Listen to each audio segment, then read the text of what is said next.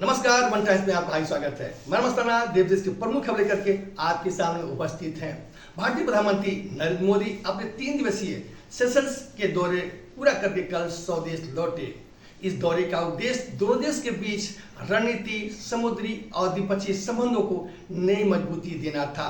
इस ऐतिहासिक दौरे के दौरान भारत ने अपने देश की सुरक्षा संप्रभुता को ध्यान रखते हुए 19 समझौते किए हैं। पाकिस्तान और अफगानिस्तान के बीच तनाव चरम पे पहुंच गया है। कल पाकिस्तानी सेना ने अफगानिस्तान पे हमले किए, जिसमें 38 निर्दोष लोगों की जान गई और सैकड़ों लोग घायल हुए। बताया जाता है इस मरने वालों में अधिकांश महिलाएं और बच्चे हैं। भारत सहित कई देशों ने इस घटना की निंदा की है। बताया जाता है पाकिस्तान के कराची शहर में पिछले दिनों आतंकवादी हमले हुए थे, उसी का ही प्रत्युत्तर पाकिस्तान ने दिया है। ऑपरेशन सिंदूर के से जुड़े हुए प्रमुख सैन्य अधिकारियों को कल भारतीय राष्ट्रपति द्रौपदी मुर्मू ने राष्ट्रपति भवन में उन्हें सर्वोच्च सेवा मेडल से सम्मानित किया। अमेरिका ईरान के बीच हालिया तनाव के बाद शांति और युद्ध विराम का बातचीत का दौर जारी है। बताया जाता कि आज कतर की राजधानी दोहा में दोनों देश के बीच शांति वार्ता पे बैठक होगी, समझौता होगी। वहीं बताते जाए ईरान के विदेश मंत्रालय ने इस समझौते से इनकार किया है। उन्हें कहा ऐसा कोई हमारी मीटिंग नहीं होने वाली है। बताते जाए दोनों देश के बीच में स्टेट ऑफ हॉर्मुज को लेकर के तनातनी है। वहाँ जहाँ पे ईरान इस पर पत्र स्थापित किए हुए है, वहीं अमेरिका इस पर साझेदार बनना चाहता है, जो ईरान को कभी भी मंजूर नहीं होगा। आगामी वर्ष उत्तर प्रदेश में विधानसभा चुनाव का वर्ष होगा। इसको देखते हुए भारतीय जनता पार्टी और सपा में रस्साकसी जारी है।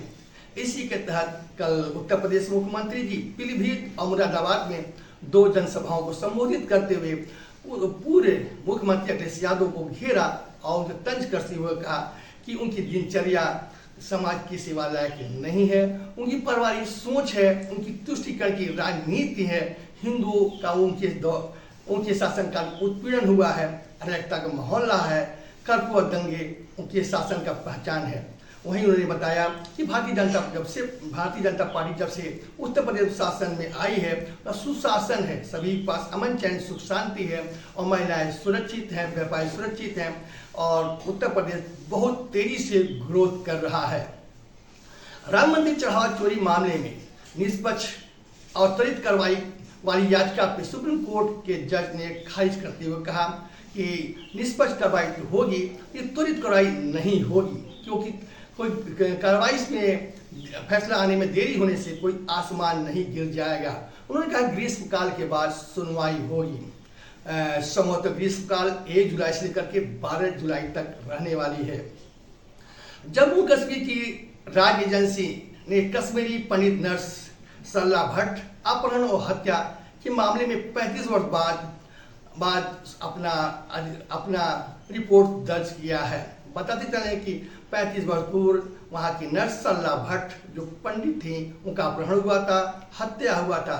35 वर्ष बाद आतंकी सरगना यासीन मलिक और उनके साथियों के खिलाफ आरोप तय हुआ है। वैसे इस फैसले का संतोष कम और आश्चर्य ज्यादा है, क्योंकि यासीन मलिक पहले से ही आतंकवादी फंडिंग मामले में, देशद्रोह मामले में दिल्ली की तिहाड़ जेल में निरुद्ध है, बंद है। विदेशी कर्ज भारत का विदेशी कर्ज 70.8 अरब डॉलर हो गया, जो पिछले वर्ष की तुलना में 26.3 अरब डॉलर अधिक है। आप बात करते हैं क्रिकेट का, तो बताते चले क्रिकेट में T20 में सूर्यवंशी को न खिलाने के लेकर के वहाँ टीम प्रबंधन और दिग्गजों के बीच में मतभेद है। जैसा कि आपको मालूम है, आयरलैंड में भारत ने शेषैया के नेतृत्व में टीम गई थी, वहाँ 2 मैच खेली और दोनों में परास्त हुई। ऐसे में सवाल उठने लगे कि वैभव सूर्यवंशी को मौका क्यों नहीं दिया गया। इस पर वहाँ के टीम प्रबंधन ने कहा कि जो T20 का विश्व कप जिताने वाले प्लेयर संजू सैमसन और अक्षय शर्मा का काफी योगदान रहा, उन्हें कैसे हम बाहर कर सकते हैं। अभी सूर्यवंशी को बेंच पे बैठना ही होगा। आज के समाचार यहीं समाप्त हुआ। कल फिर मुलाकात होगी, तब तक मुझे याद दीजिए। आपका दिन शुभ हो।